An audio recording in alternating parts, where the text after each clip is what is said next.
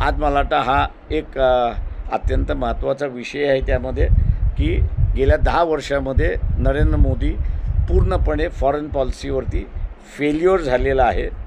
उलट NRI जे आहेत त्यांनी पहिल्यांदा नरेंद्र मोदी ज्या ज्या ठिकाणी गेले त्यांचं असणारं स्वागत केलं, फार मोठ्या प्रमाणात स्वागत केलं.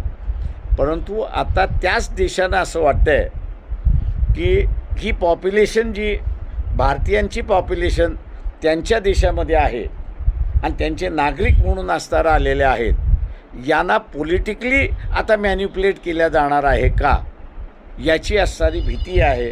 आणि म्हणून US प्रेसिडेंटने जो शब्द वापरला, झेनोफोबिया हा जो शब्द वापरला, तो त्याच इंटेन्शननी वापरला अशी परिस्थिती आहे. त्याच्यामुळे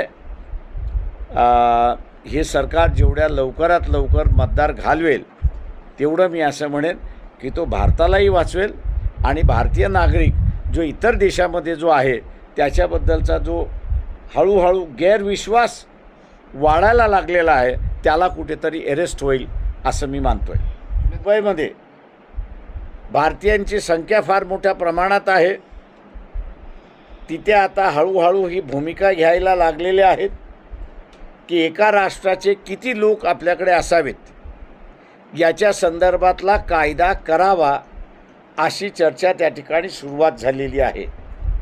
मी असं म्हणेन की दुबई आणि कुवेट या दोन्ही राज्यांमध्ये सगळ्यात मोठ्या प्रमाणात भारतीय नागरिक त्या ठिकाणी कामकाज करतात आणि हे सरकार 2024च्या निवडणुकीमध्ये पुन्हा कंटिन्यू झालं तर आम्हाला भीती आहे की ती राज्य जे आहेत ते मायग्रेट पॉप्युलेशन कंट्रोल करण्याच्या नावाखाली स्वतःच्या राज्यांमध्ये देशांमध्ये असा कायदा त्या ठिकाणी करतील आणि एका देशाचे किती लोक आपल्या देशामध्ये असले पाहिजेत याचा रेशिओ जर त्यांनी ले डाऊन केला तर तो रेशिओ प्रचंड मोठ्या प्रमाणात भारतीय नागरिकांना त्या ठिकाणी बसणार आहे.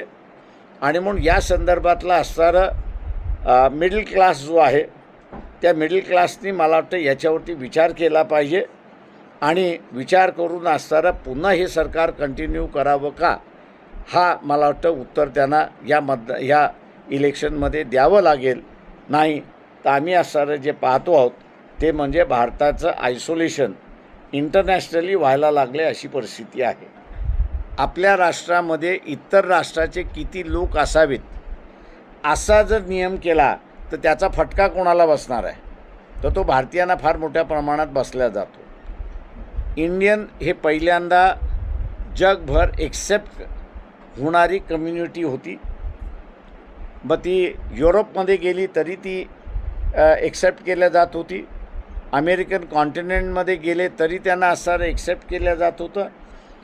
ते मिडल ईस्टमध्ये गेले तरी त्यांना असणारं एक्सेप्टेबल केलं जात होतं. आजही एक्सेप्टेबिलिटी आहे, नाही असं नाही. पण या सरकारची जी पॉलिसी आहे,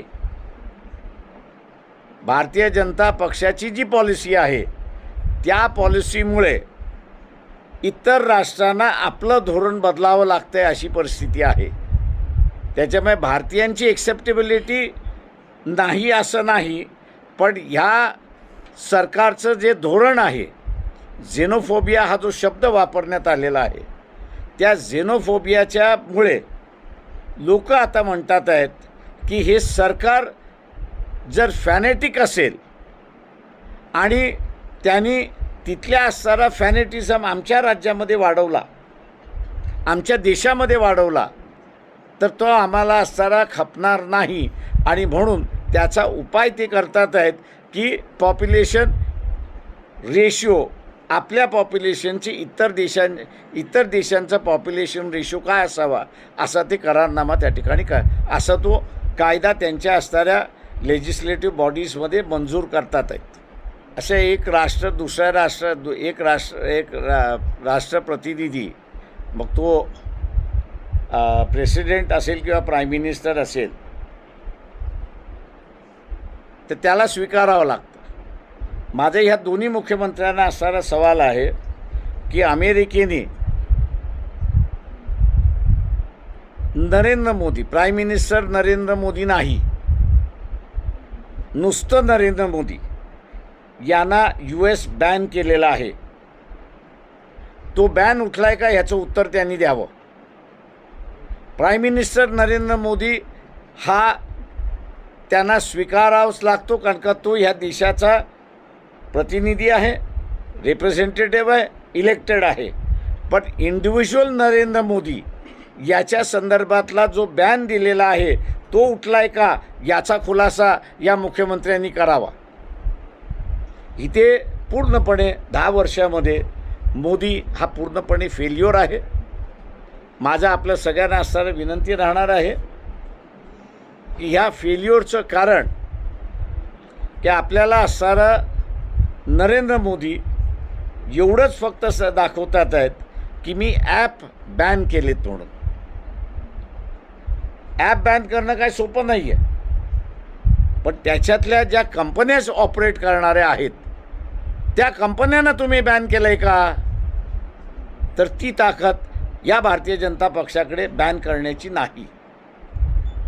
आणि ती नाही याचं कारण असं आहे की मध्यंतरी एक बातमी येऊन गेली होती की अनेक चायनीज कंपनीने या इलेक्ट्रोलाइट बॉन्ड्स विकत घेतलेले आहेत आणि BJPच्या ट्रेझरीमध्ये टाकलेले आहेत. त्याच्यामुळे हा जो इलेक्ट्रोलाइट कायद्यामधला बदल करण्यात आला होता की फॉरेन कंपनीजच्या डोनेशन घेणं पॉलिटिकल पार्टीजला, त्याला आता असताना पुन्हा मला वाटतं रिविचार करण्याची असणारी वेळ आली असं मी त्या ठिकाणी मानतो आहे. या सरकारकडे आर्थिक कणा तर नाहीच, पण त्याच्यामध्ये पॉलिटिकल विलसुद्धा नाही की टेरिटोरियल इंटिग्रेशन मेंटेन करण्याचं. चायनाबरोबरच्या मध्यंतरी गालवान प्रकरणामध्ये आपण असणारा बराच मोठा भाग हा चायनाला हारलो आहे अशी असणारी परिस्थिती आहे. आणि दुर्दैवाने मी असं म्हणेन की चायनाला टेक ओव्हर करणारी जी ज्या भाषेमध्ये आपल्याला सरळ बोलता आलं पाहिजे ती भाषा इथली नाही असं मी त्या ठिकाणी मानतो आहे. हे जे रिटायर्ड कर्नल्स, मेजर जनरल्स जे आहेत त्यांना माझा सरळ विनंती आहे की मोदी प्रेमातून बाहेर पडा, धार्मिक प्रेमातून बाहेर पडा. जे आयुष्यभर आपण असणारा बॉर्डर सिक्युरिटी आणि बॉर्डरची हिफाजत जी केलेली आहे ती आता धोक्यामध्ये कशी आलेली आहे ते मांडायला त्यांनी सुरुवात करावं अशी माझी त्यांना असणारी विनंती आहे.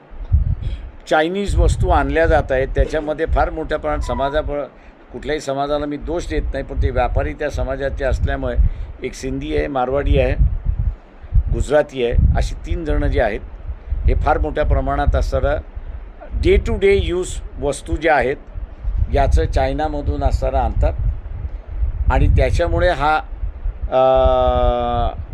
व्यापार जो आहे तो आपल्याला अनबॅलन्स त्या ठिकाणी असणारं दिसतो आहे. ज्यावेळेस असणारा तुमच्या बॉर्डरवरती चायना येऊन उभा राहिलेला आहे अशा वेळेस माझा आरोपच आहे या ठिकाणी की गव्हर्मेंट ज्यावेळेस बॅन करत नाही अशा चायनाबरोबरच्या ट्रेडला तिथे भारतीयांचाच पैसा चायना वापरून भारतीयांच्याच विरोधात वापरते अशी असणारी परिस्थिती आहे. त्याच्यामुळे तुम्हाला ज्यावेळेस वॉर लाईक सिच्युएशन असते अशा वॉर लाईक सिच्युएशनमध्ये तुम्हाला बॅन करणं हे गरजेचं आहे.